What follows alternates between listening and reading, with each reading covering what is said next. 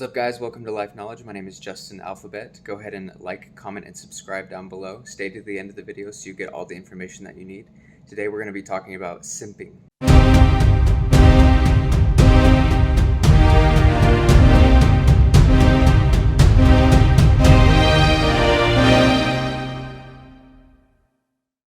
Alright guys, and possibly girls, this video is for you if you think you're a simp, if you're a nice guy, if you are too kind to people, if you're an empath, if you're really selfless. That's who I'm talking to today. So if that, is you, stay to the end of the video and you'll get everything you need to know. Okay guys, so first off, we're going to talk about selfless and selfish. There are two kinds of people in this world. And there are selfless people and there are selfish people, and there are empaths and there are narcissists. And obviously those are extreme ends of a scale. Every single person has a little bit of narcissism in them and a little bit of empathy in them.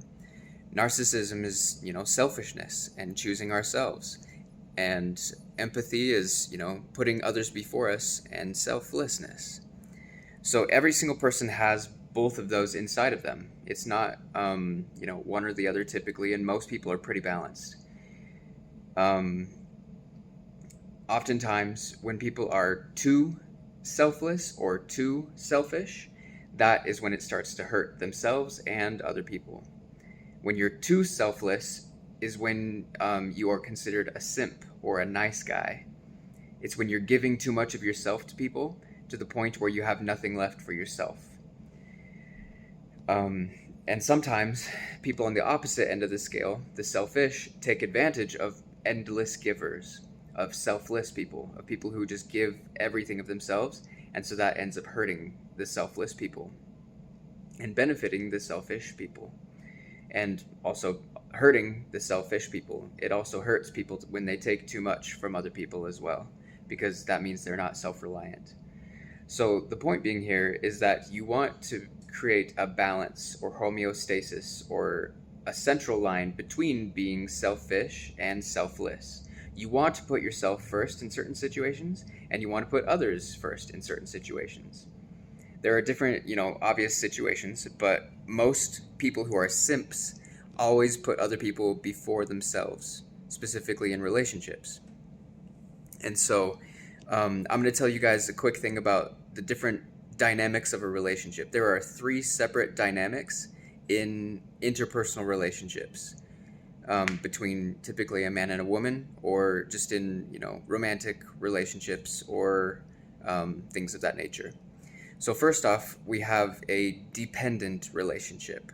That's the lowest level of a relationship, and it's not a bad thing, but there's 2 people in this relationship, and one is the child and one is the adult.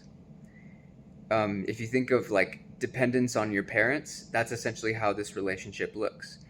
One person is the adult and takes care of the other person completely without the child or whatever giving back to them. And that's obviously an analogy. Like, you shouldn't have a child-parent relationship of that nature. If it's illegal, moral, and unethical. That's all I encourage, is legality, morality, and ethicality, please. The point there specifically is, though, that there is a person who is giving everything and a person who is taking everything. A child is a taker because they're, they have to take. They don't know any better, right?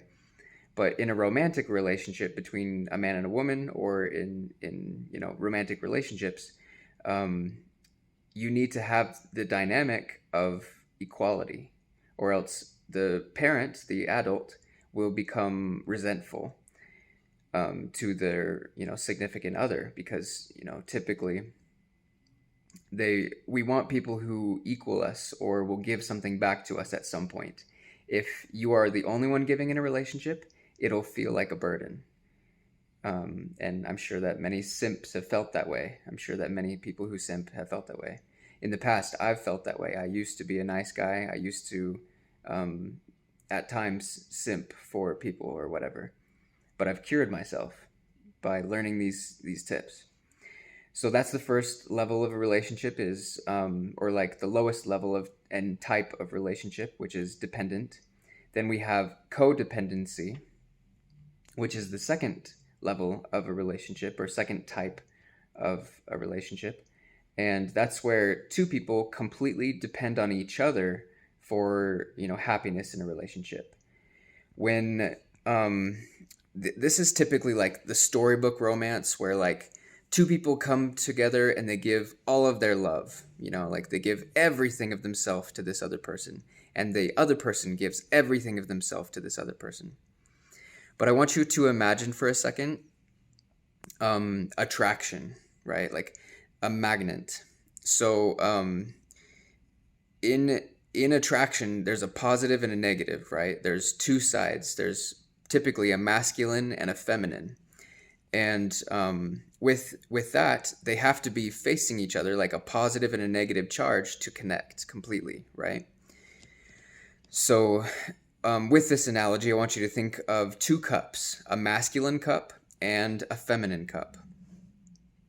The masculine cup is full of masculine water, and the feminine cup is full of feminine water.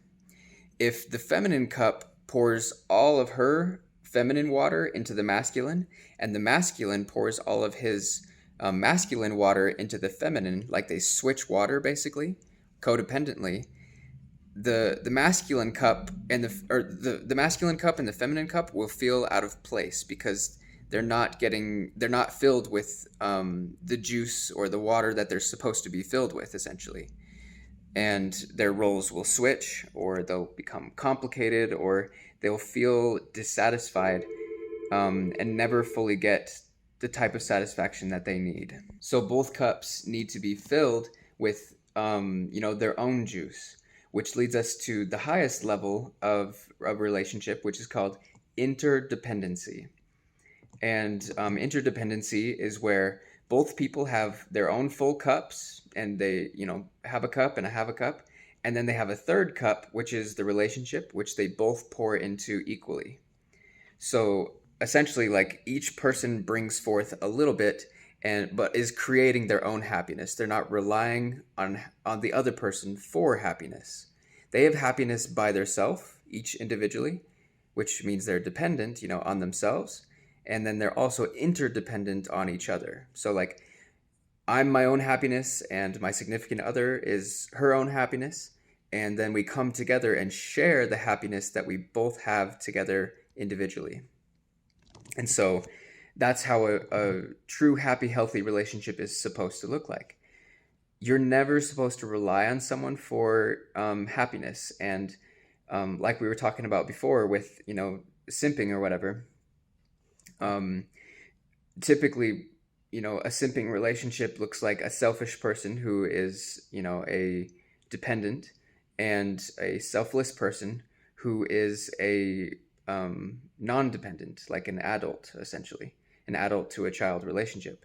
And this is a very unhealthy dynamic for relationships because it will never end. You can't change the dynamic once it's started in a relationship. Once you, take that person on as your dependent, then that means they're not going to change, they're not going to give back as much to the relationship. Or if you give everything, that you are in the relationship, and they give everything back to you, then you're both simps, and it's not going to work long-term either. So the ultimate goal is, if you're a simp, you need to be a little bit more selfish. You need to practice more selfishness in taking time for yourself. You need to love yourself the same way that you would love this other person. For example, if you're going to buy this man or woman flowers or something like that, you better dang well be willing to buy yourself flowers. I'm not kidding. Like, if you are willing to give this other person a massage or buy them something nice or do whatever, you better dang well be willing to do the same thing for yourself. If there's anything that you abstain from or withhold yourself from or whatever that you would give to somebody else, that means that you don't love yourself as much as you think you do. And I had that similar experience. I realized that I would do anything for most of my partners, but I wouldn't always do the right things for myself. And as a man, as a masculine, it's my responsibility to put myself first so that I can take care of other people. That's the duty and job of a man, is to put yourself first to be able to take care of other people. And it's an adult trait as well. Just, I mean, for everybody. And if you think about the interdependent relationship, like I said, like by, coming forth with your own happiness first and then sharing that happiness between the masculine and the feminine, that will be the happiest that you can be. But it means that you first have to put yourself first. You do have to be selfish. You do have to, put yourself first and create your own happiness first, and then, join it with that other person's happiness, who they've created their own happiness first, and then, they've also brought that to you, because you can't come forward with an empty cup. If you have nothing in your cup, you won't be valuable in a relationship. You're not ready for a relationship, and that's okay. That's okay. It's okay to be that way. You want to be ready for a relationship. You want to be fully healed. You want to be fully, present. So withhold from relationships until you feel that you can, keep your own cup full, and that you've been taking care of yourself, and that you're at your best self. Don't, because like I actually made this mistake a little while ago. I got out of a relationship and I started dating right away, right? And that was a mistake, because I realized my cup was empty from my past relationship, because I had, given too much to that relationship, and I hadn't been taking enough time for myself. But as I started to fill my cup back up, with like healthy activities, with, physical exertion, the gym and things like that, and just sleeping more, and taking care of myself, taking care of my health, taking care of my happiness, doing, mental exercises, meditation, etc. By doing those things, I was filling my cup back up, so that I could pour, a little bit into a new relationship. But I didn't fill it up all the way.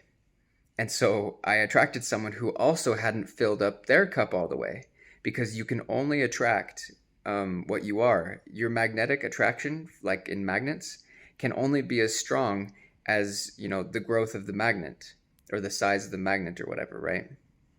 And that analogy doesn't fully translate, but essentially the size of the magnet equates, or is equal to, the amount of water that you have in your cup.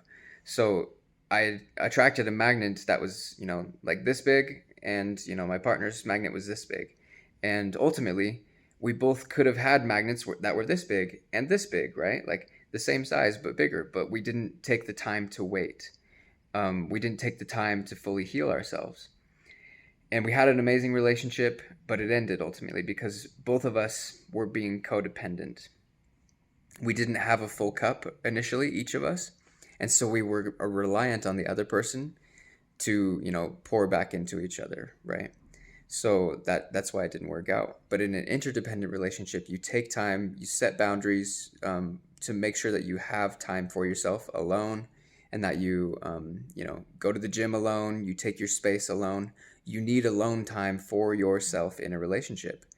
And if you ask anyone who has a truly healthy relationship, they'll tell you that they have this time.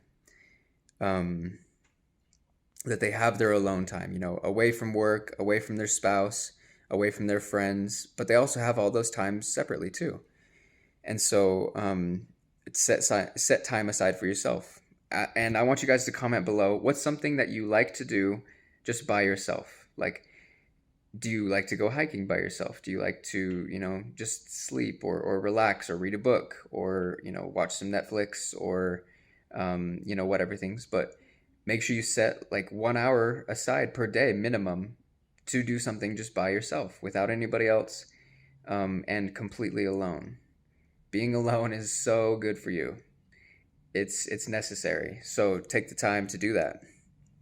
But anyways, I'm going to cut this video here. This is how to stop simping. If you guys have any questions, comment them below, and we'll see you in the next one.